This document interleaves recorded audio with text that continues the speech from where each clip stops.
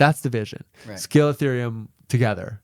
And it may be that we're creating all of these kind of mini chains, or, you know, Base and OP Mainnet and Zora Network and PGN, even, you know, Arbitrum 1 and Scroll and all these things. But the thing that we're all contributing to is scaling Ethereum and bringing billions of people onto Ethereum. And that is the rallying cry. It is about coming together to create a new platform that can create a new, open, global economy that can change the world.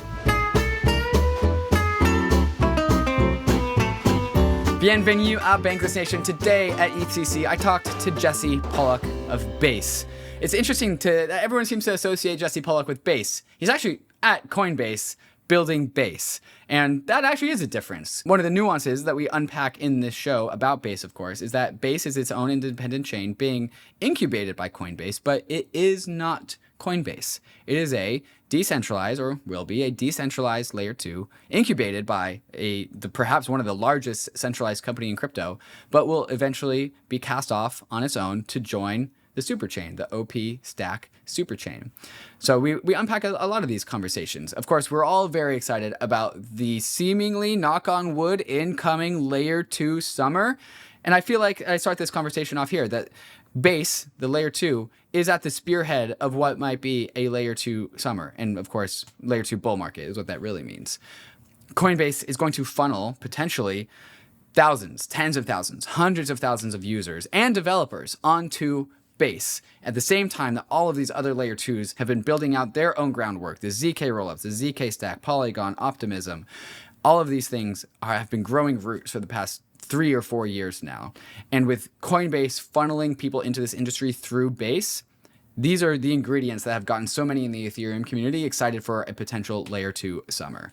And so we talk about this. We talk about what Coinbase is doing to not only pioneer the layer 2s for the outside world, but also contribute back to the layer 2 ecosystem, specifically through the OP collective. And soon, in the short-term future, we're going to be hearing from Ben and the Optimism team about something called the law of chains. Base is an OP stack chain. That makes it a part of the OP collective, the Optimism collective. And this is just a really important point. Coinbase is a centralized organization that is forking the OP stack, but meaningfully being a part of the OP collective, part of the Base validator fees, the fees that Coinbase receives for operating the Base chain, is going to go to the OP collective, the Optimism collective, which of course also goes to retroactive public's good funding. And so not only are they pushing forward the frontier of the OP stack and contributing to the code base with things like Rust Ethereum, they're also donating the revenue, a share of the revenue, to the OP collective. And so it's just such a strong commitment to the values and the ethos of layer 2 of Ethereum through the Optimism system. The beauty of this is that Coinbase is allowing Base to be Optimism, not Coinbase. They are allowing Base to be governed by Optimism and contribute to the fees and being a part of the whole public good system that is powering Optimism. And I think that is such a good move by Coinbase, because it's such a firm vote of confidence for both layer 2s, but also just a permanent political and technical bridge into the world of decentralized technologies, into the world of decentralized finance and this whole blockchain system that we know and love. I think you can tell, maybe I speak for many of us in the Ethereum ecosystem, that Jesse's just become a fantastic leader. Everyone in the layer 2s has really appreciated all the effort that he has done, both for Coinbase and for the layer 2s. I really hope you enjoyed this episode with Jesse. And if you are enjoying all of these ETHCC interviews and all the other broad interviews that I have done at all of my conferences, consider going to Permissionless. Permissionless is the next conference that is out there. It is September 11th through 13th. It is the conference that me and Ryan and the rest of the Bankless team collaborate with Blockworks, who know a thing or two about throwing conferences. And so it's the only conference that Ryan actually goes to. And it's the one time of the year that I actually do see Ryan on a consistent basis. And so maybe Paris is too far from you. Maybe all the Asian conferences are too far from you. Maybe DevConnect is too intimidating, but you just want to go to what might be familiar. Well, you're a listener of Bankless, and what I think Permissionless is fairly called a reunion of all historical Bankless podcasts, guests, and episodes, and all the other fans that are listening to Bankless. And so if you want to step into the world of conferencing, which there's immense value there and immense fun, Permissionless, September 11th through 13th, Austin, Texas.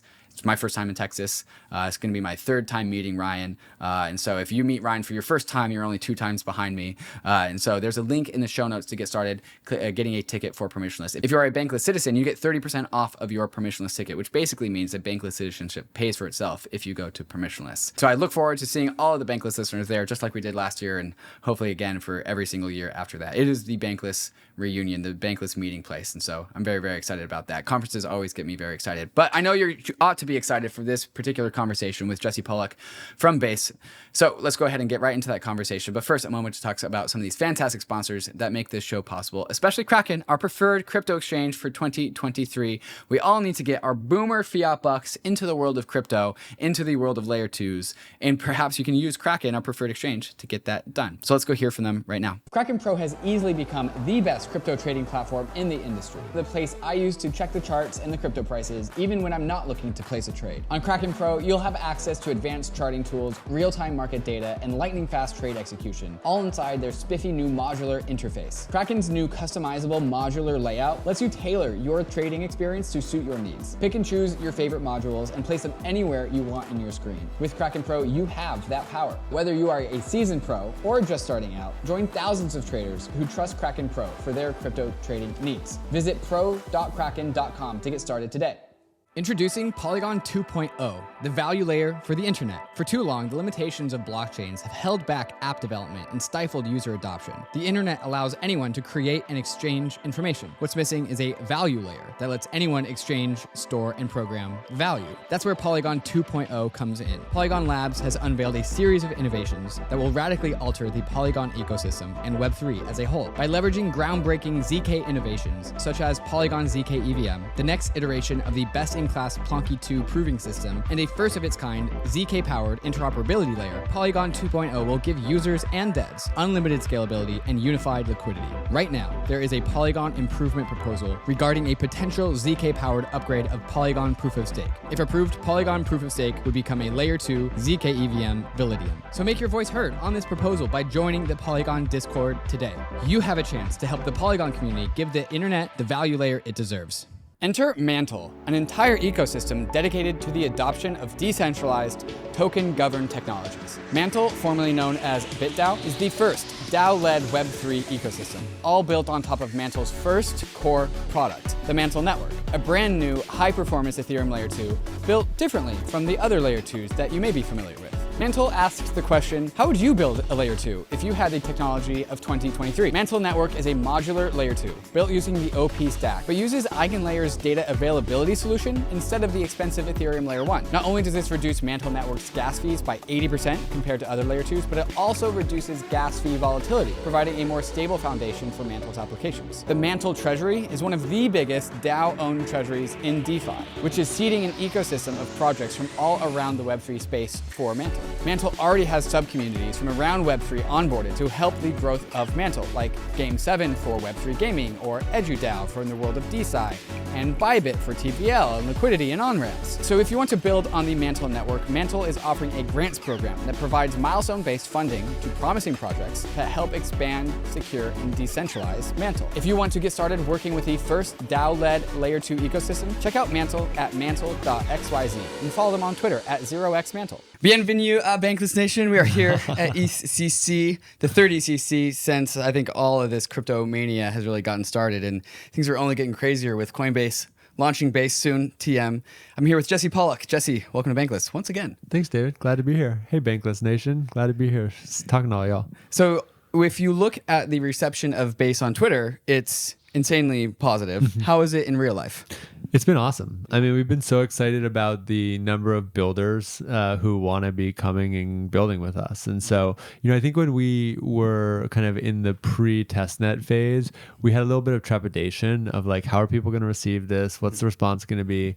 And I think it's landed really well. I think people have understood our kind of strategy for decentralization. They've appreciated the way we are collaborating so deeply with Optimism, leaning into Ethereum, scaling Ethereum. And I think they see how Base can really help bring the next million developers, next billion users on chain. So it's been awesome. I think that the story of Base is hopefully a microcosm of the story of Layer 2s at large as well.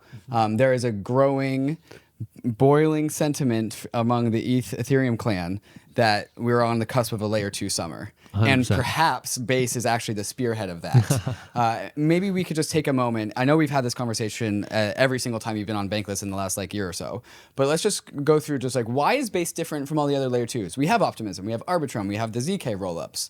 Yep. Base is just another rollup. Yep. Is it?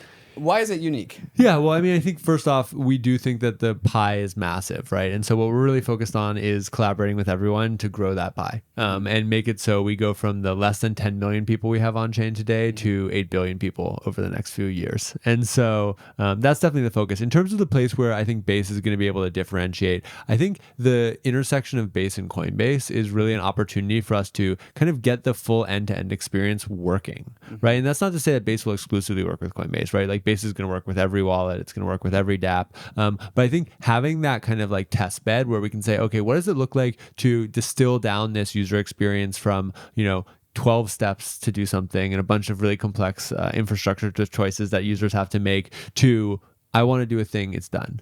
I think that's kind of the experience that we're really driving towards. I think once we get that down, what we're going to be able to do is we're going to be able to bring all the Coinbase users and all the Coinbase assets on chain. But then B, I think we're going to have a template that's going to be able to bring all of the next million, 10 to million, 100 million, billion users on chain.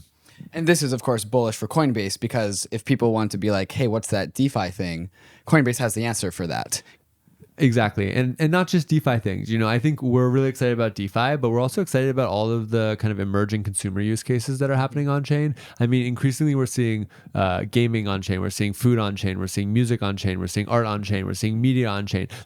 Everything is coming on chain. And I think building a platform and building experiences that enable that for everyone, that's what it's all about.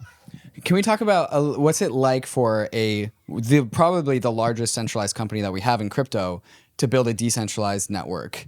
So how is that interface? Because is Base Coinbase, or is Coinbase and Base a partnership between two separate entities? Can you parse apart that a little bit? Yeah, absolutely. And I had a main stage talk today at ECC. The goal with Base is to build a decentralized open network. And the reason why we think decentralization is so important is because decentralization is fundamentally what enables an open global on-chain economy. Mm-hmm. And an open global on-chain economy is the thing that's going to increase economic freedom globally. Mm-hmm. And economic freedom globally means a better world. Mm-hmm. So that's the through line. It's decentralization enables the open global economy, enables increased economic freedom, enables a better world. Actually getting there, absolutely a challenge. I think there's kind of three primary axes of that challenge. The first is that the technology is still relatively early, right? If you look at all of the rollups across the space and you kind of stack them up against the stage 0, stage 1, stage 2 kind of categorization, which talks about training wheels, I think you'll see that many of them are stage 0, some of them are stage 1, there's no stage 2. And so making sure that we're actually contributing there, that's I think a really important challenge. The second big challenge is that we are launching out of a centralized company, mm-hmm. right? And one thing that I think sometimes gets overlooked is we're not the only people who've done this, right? If you look at other rollups, Optimism, Mainnet, ARBITRUM, those also launched out of labs companies, right? OP right. Labs, right. Off-chain labs, yeah. But we are the first publicly traded, large-scale right. U.S. brand to do this. And I think that does definitely have increased visibility, increased challenges in certain ways. And I'd say increased opportunity too. Increased opportunity too, absolutely. I think we're paving the way. And I think what you've seen over the last 4 or 5 months since we started talking about Base is that a lot of other people are kind of following in our footsteps. You have more and more OP stack chains coming out. You have more and more folks who are saying, wow, is this a way for us to bring our users on chain? So I'd say that kind of launching is the second challenge. I'd say the third challenge is just that we're still operating in a really unclear and ambiguous policy environment, regulatory environment, right? Everyone, and I think you probably experience this, the whole crypto community experiences this, we're spending more time and energy on lawyer fees and policy efforts than we are on innovating. Right. And that's a really, really hard context, especially when, a company like Coinbase is so kind of at the front of that policy effort. And so I'd say those are the three big challenges. We've done a bunch of things to kind of address those challenges. We're investing really heavily on the technical decentralization side. client, investing in OpGeth, the client, and building OpReth with Paradigm in a collaboration, building open source monitoring tools like Pessimism. We have a whole team just dedicated to OP Stack core development because we joined as a second core developer. We also are, committing to a neutrality framework that Optimism has been working on. It's still in the draft phases. They're going to be opening up for their whole community to kind of weigh in on and contribute to. And they'll be talking a lot more about that. They're really leading the way. But we've kind of said, hey, we're going to hold Base to these neutrality standards because that's what's going to enable us to keep Base open and permissionless.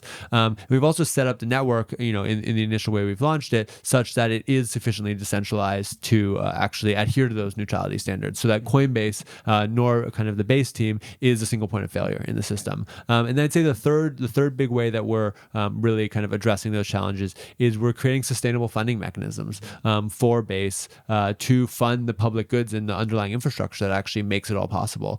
So we're going to be contributing a portion back of our sequencer revenue to fund public goods through the Optimism Collective. We're also starting to spin up our own kind of public goods grants programs, starting some of those in August. And I think all of those pieces, the technical investments, the neutrality investments, and the funding investments, are going to be able to get us that decentralization that's so critical for Base in order to enable that open global on-chain economy.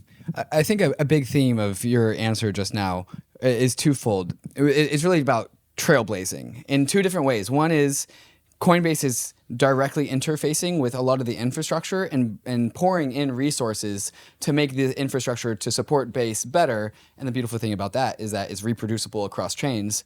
And it's also trailblazing in a signaling sense, as in planting a flag like, hey, we're making a chain. We're going to make it decentralized. And we're not going to silo it. We're going to be building bridges to the rest of the ecosystem. Can you talk about just like the trailblazing nature of this whole project and what you're hoping to get out of that and just signal to the rest of the industry?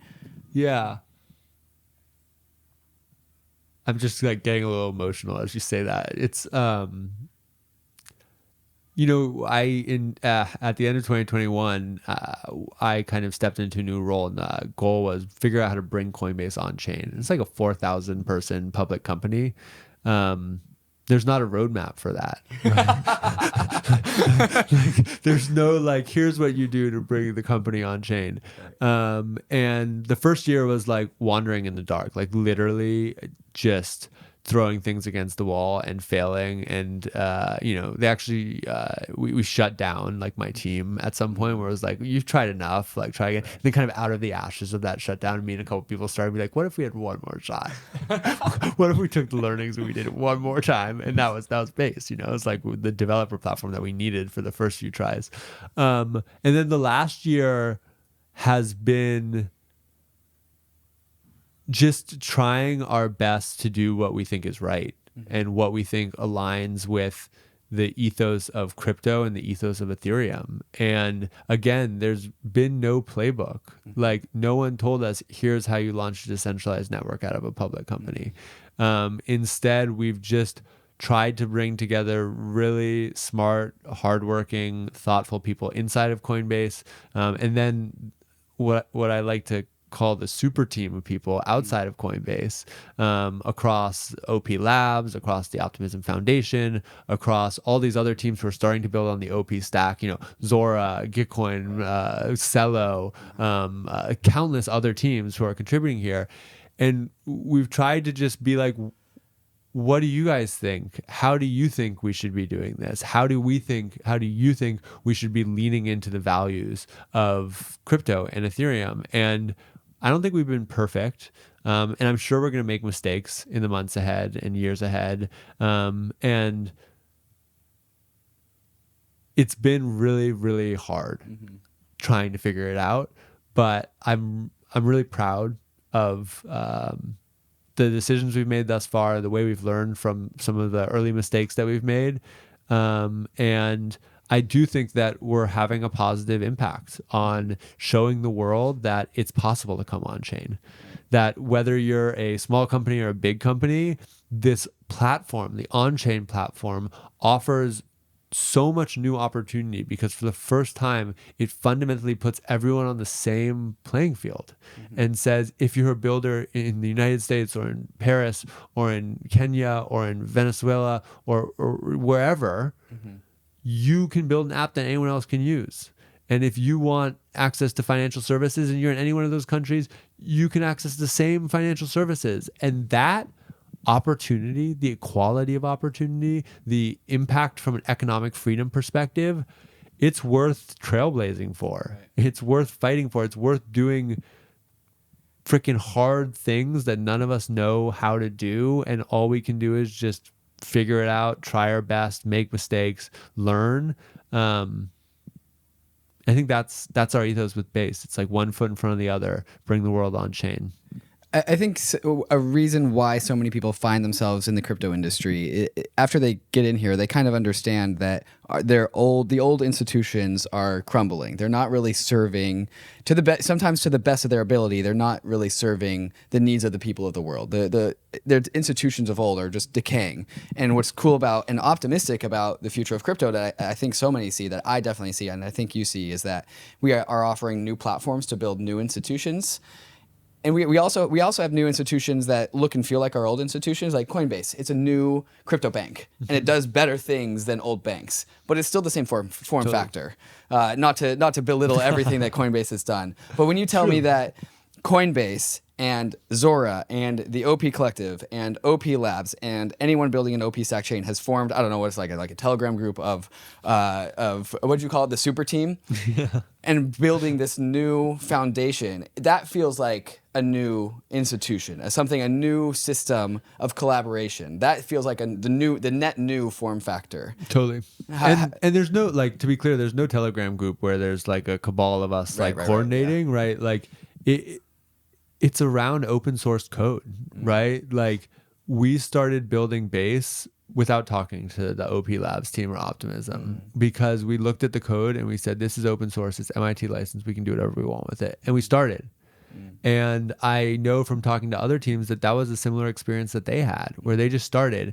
And then there's infrastructure for letting us communicate with each other, right? Like Optimism has, incredible governance processes that they're building out slowly but surely. Citizens House, the kind of whole missions process that they're starting to do, the Token House and the delegate platform there. But I think mostly what's happening is people are rallying around code, and they're rallying around the public goods that enable us to build this new economy, and they're seeing that they are values aligned with other people who are building with them, and they're just creating in a permissionless, interoperable way. And it's a beautiful thing. It's a little scary at times, right? Because, going back to your original question, or not original question, but earlier question around like, how does Base differentiate, or how is Base different than all these other rollups?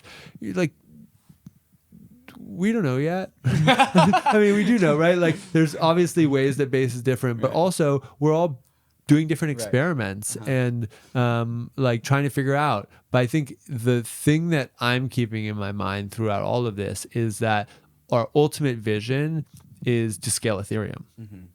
That's the vision. Right. Scale Ethereum together. And it may be that we're creating all of these kind of mini chains, or Base and OP Mainnet and Zora Network and PGN, even ARBITRUM 1 and Scroll and all these things. But the thing that we're all contributing to is scaling Ethereum and bringing billions of people onto Ethereum, and that is the rallying cry. It is about coming together to create a new platform that can create a new open global economy that can change the world. Part of the collaboration between Coinbase and the OP stack decentralized network of the collective. The collective is the right word. Was the decision to contribute some of the sequencer fees of Base to public goods. Can you just talk a little bit about that decision and why that's such an important part of the story? Yeah, I mean, it just felt obvious to us kind of from the beginning, right? It's like if you look at the ethos of impact equals profit, and you look at the models that we've started to build where we have new funding mechanisms for public goods, the idea that Coinbase would benefit from those technologies, or Base would benefit from those technologies and not contribute back, almost felt laughable. And so I think kind of from the beginning, we took it as a given that if we were going to be building on this technology, we were going to be contributing back to it, and we were going to be funding it. And not just the OP stack, but all of the public goods that make crypto possible, whether it's Ethereum, whether it's the underlying like Linux infrastructure that makes Ethereum possible, like all of that stuff deserves to be funded. And today we don't have good funding models for it. But I think the thing that's exciting for me is we're starting to build sustainable sources of income to fund it, right? Like Base is going to drive more transactions, and those transactions are going to drive more revenue, and those revenues are going to drive more funding.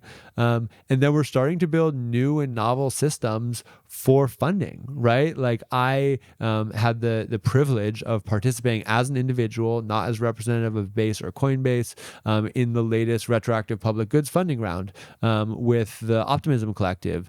And it was unlike anything I've ever seen before. And it wasn't perfect, right? Like this is round 2. It started out with like Vitalik and 15 other people, like, trying to figure out what's worth funding. This one I think was like 70 people. We, looked at 300 projects, people ranked them. I shared my distribution. People, had thoughts and feedback. Everyone's distributions were different. Everyone's methodologies were different.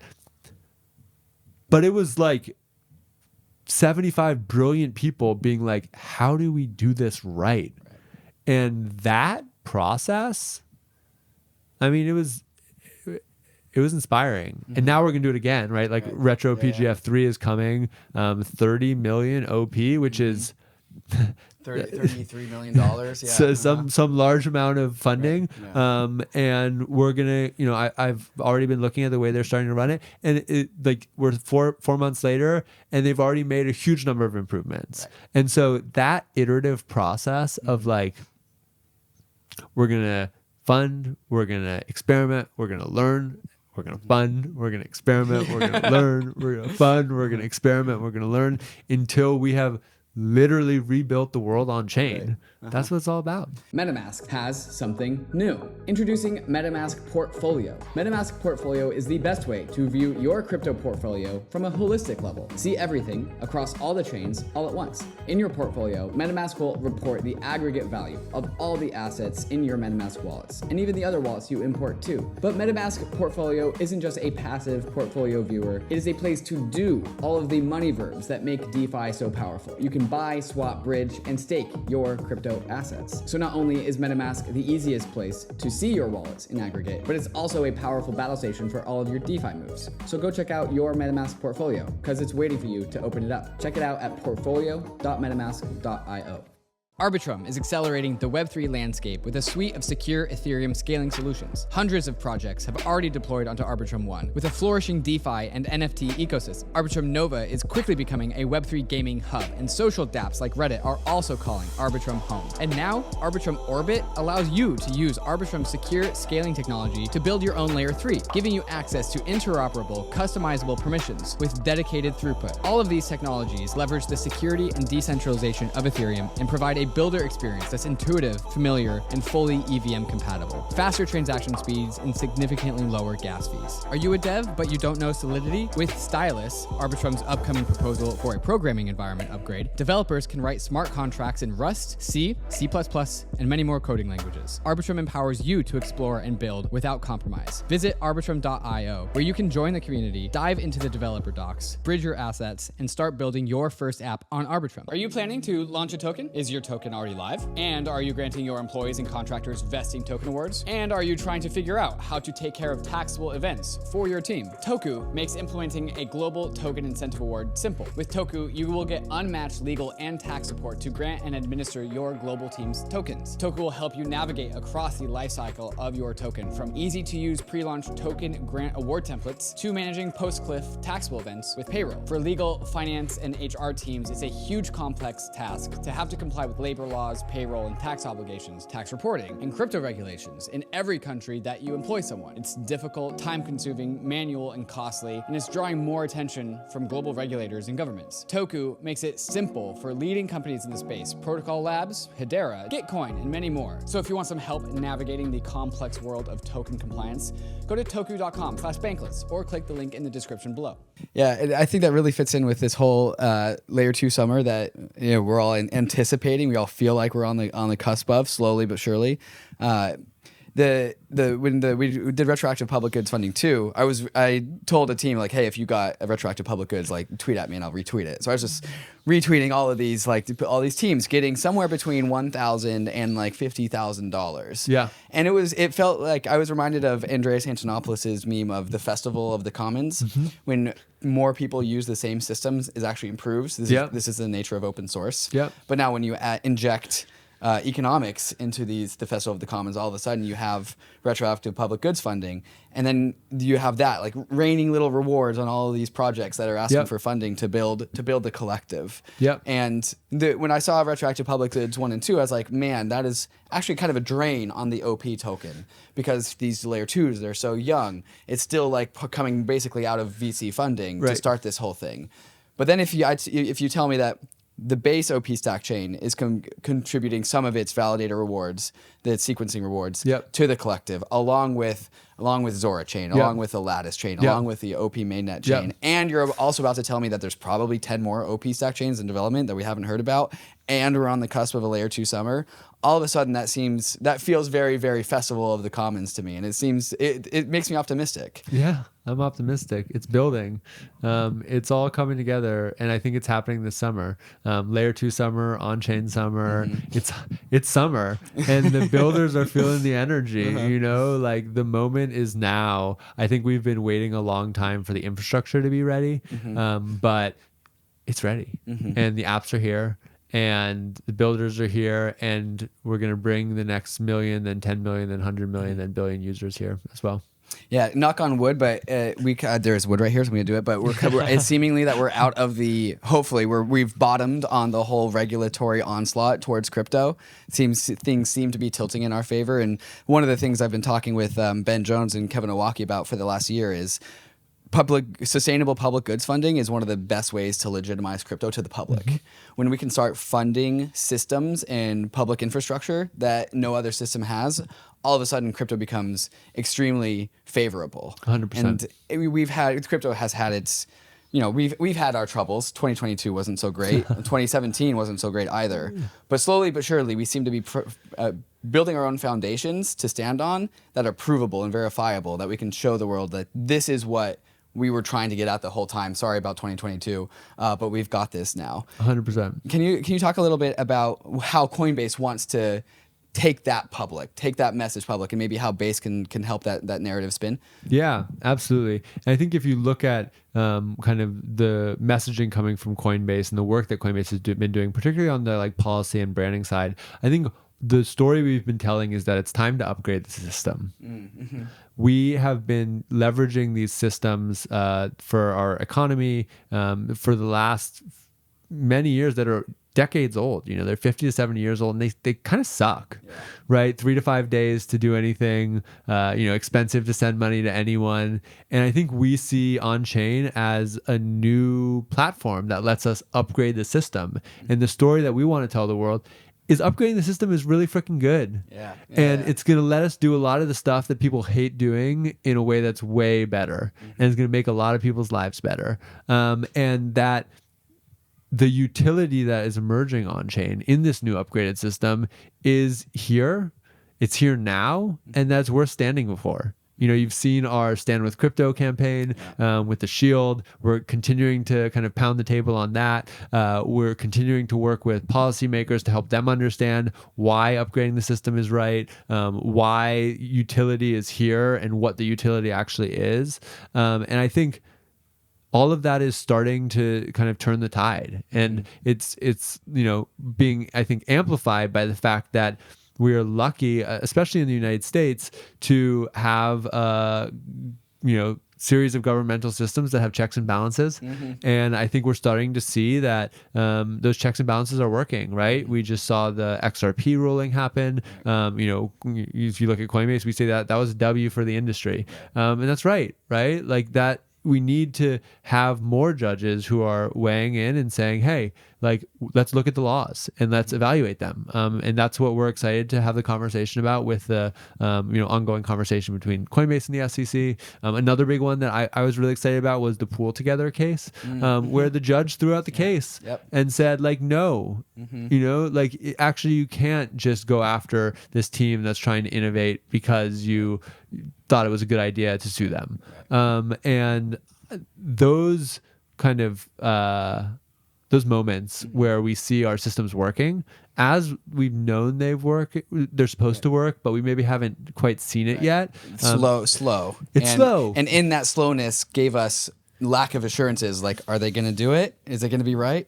Absolutely. And, there's going to be a lot more choppiness ahead, surely, and a lot more learning and a lot more growing and working and helping policymakers and regulators understand why these systems are important. But I'm optimistic. I'm really optimistic. I think that in the United States and globally, we're going to end up with common sense regulations that protect consumers and that let innovation flourish in the on-chain economy. Let's talk a little bit about the details. Is there a mainnet date out there, or is that public? So we opened up mainnet for builders last Thursday. Builder mainnet's so open. If you are a builder and you're deploying smart contracts, you can bridge ETH, you can send ETH to portal.base.eth and it will bridge it over to Base, or you can Real ETH. Really? On real base. On real base. Okay. You can go to docs.base.org. That'll give you all the guides. There's node providers. There's data providers. There's developer tools. Everything you need to build is open right now. And the reason why we've opened up for builders first is we want to make sure that we can just focus on builders for a period. And so you have to build the rides before you open the park. You got to build the rides before you open the park. And with Coinbase, we have a lot of folks who want to come on the amusement rides. And so we want to make sure that there's some good rides there.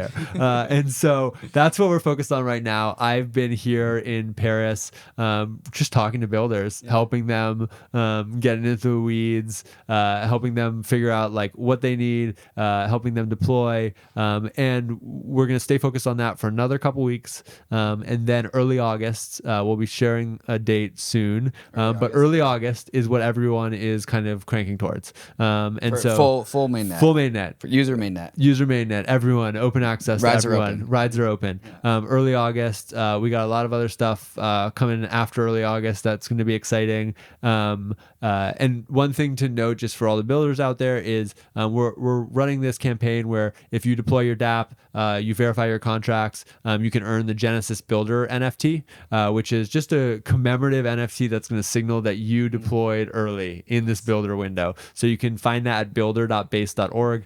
We've already had hundreds of people apply for that for their dApp. That's been awesome to see. And I think we're excited to keep supporting builders and then start making our way towards everyone coming on chain. And I think the thing to know is, it's going to be fast and it's going to be slow, right? Like, yes, we're going to bring a ton of people on chain. We're going to bring a ton of really cool use cases on chain. It's going to happen this summer. And we're here for the long run. I think Coinbase's greatest strength, which will show up in Base as well, is that we have been here for 12 years now, and we will be here for the next 12 years. And we will keep building. We will keep supporting builders. We will keep supporting users. And we will keep ensuring that this on-chain economy that we believe is going to transform the world for the better is going to get built. One of the things I'm optimistic about, and maybe you can provide more clarity on this, is that we always need new developers in this space. We are not yet saturated with developers, and Base opens up its doors towards the developers, but right now it's the developers we already have. What I'm hopeful for is that when Coinbase signals like, hey, there is an environment, a blockchain, Coinbase approved blockchain that you can tinker with, maybe we can bring on some new developers from Web 2. Can you talk about your efforts around that? Yeah, 100%. And if you look at the data today, I think there's something like 30 to 40,000 on-chain developers, and there's 30 million developers in the world. So that is a different number. 3 orders of magnitude, 4 orders of magnitude.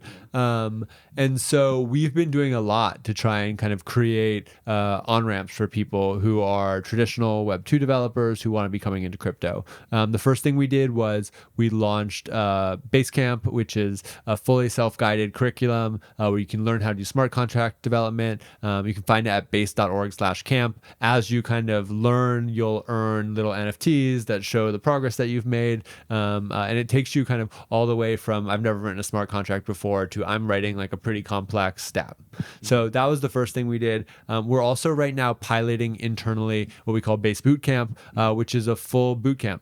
We're starting with internal Coinbase employees, helping kind of the folks who've been building, more traditional Web2 infrastructure at Coinbase start to build on-chain apps. And then we're actually going to be opening that up more publicly. So we're going to be having kind of a guided curriculum that will help people kind of learn and grow. And then I think we're also helping folks who are using some of our other developer products. Coinbase has a pretty big developer product suite, Coinbase Cloud, where we have staking APIs, we have trading APIs, we have exchange APIs, we have a wallet as a service product.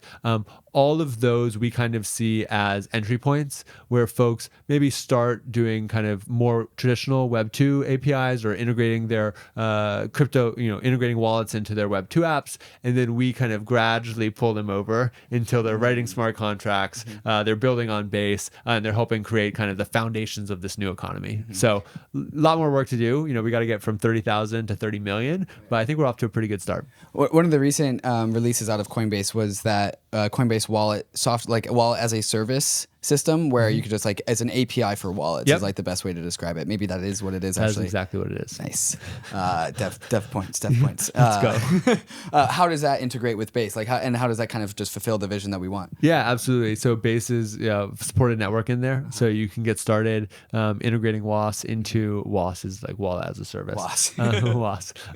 You can get started integrating that into your app. It's really built for folks who are looking for an out of the box, API for wallets that can kind of reduce the complexity for users, help folks who have already a existing username and password just drop a wallet into their app and then run things on Base. So it's we just brought that kind of into general availability, continuing to build out that product, but it and Base are supposed to work really well together. Beautiful. Jesse, you hinted that there are some things coming after Mainnet that you just said exist. Is there any more I can get out of you about that? Nothing more today. We'll be talking about it more. I think it's we're feeling summer. It's on-chain summer. There's so much energy. There's so much cool stuff being built on-chain. And I think the thing that we are excited about is helping new people discover that, helping folks see that on-chain is not just about finance. It's not just about trading. It's not just about degenning. It's about doing all the cool stuff that you know and love from your day-to-day life in a new way, in a way that's accessible to everyone, everywhere in the world. That's what it's all about. And so that's what we're focused on, starting in August after the mainnet opens for everyone. And we're excited to be, bringing the world on-chain. I think astute listeners will notice the way that you're using that word on chain. You're not talking about we're going on chain or that is going to be on chain. It's just it's on chain. We're on chain. We're going on chain. Yep. Can you talk about the importance of that phrase and why using it in that very just casual manner? I think the way that you're using it is just you're assuming that people know what it is implicitly, which is eventually how that's going to become true. Yeah. And it's just like how we want our blockchains to become invisible, we want accepting of the word on chain to also be just assumed. Can you just talk a little bit about that? Yeah, and I think the thing that we're that I kind of think about with on-chain is online, which was, in the late 90s, not something that anyone did, right? It was on-line. Right. And you were like, are you online? E-mail, hit me on my I-phone, right? That was even later. But I think that once we kind of made it into the 2000s and now obviously today, online is just a part of our existence, right? You say this is online, online shopping, online movies, online, it just is. And it turned into online shopping, it turned into online stuff, and now we just call it shopping. Now it's just shopping. Now it's just shopping. Right, yeah, it's true. And I think what we've seen over the last, many years in crypto is I feel like we've kind of been like looking for the way to talk about crypto, right? We started with Bitcoin because that was all there was. Yep. And then it was crypto. Right. And then it was like blockchain, and we had that weird like blockchain phase. Right. And then it's been Web3, but like no one likes Web3. Like it's like a hard. It was good for a moment, and then we ruined it. and I think Onchain is like, it's the first thing that I say to people, and they intuitively understand it. Yeah.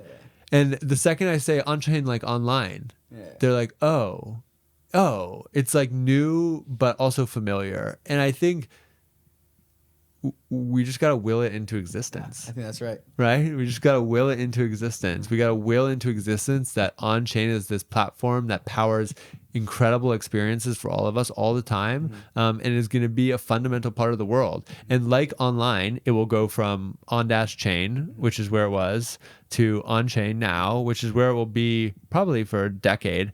And then sometime next decade, it'll just be shopping. Yep, it'll just be shopping.